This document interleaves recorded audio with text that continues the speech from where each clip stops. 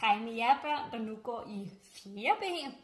I har holdt en lang og dejlig sommerferie. Jeg håber, I har hygget jer og spist en masse is og fået lidt sol på kinderne. Måske været ude at bade, set en masse dejlige mennesker og slappet rigtig godt af.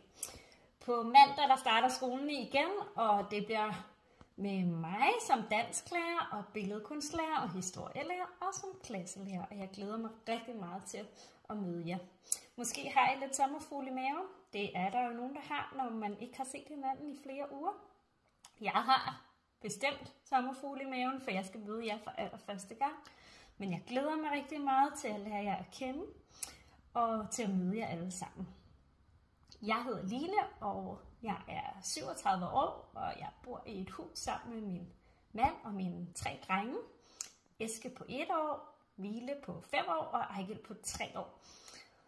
Og ja, hvis jeg lige skal sige lidt om mig selv, jeg kan godt lide at lave bål, jeg kan godt lide at læse bøger og lægge puslespil, og være sammen med mine børn og lege. Og så kan jeg rigtig godt lide at spise chokolade.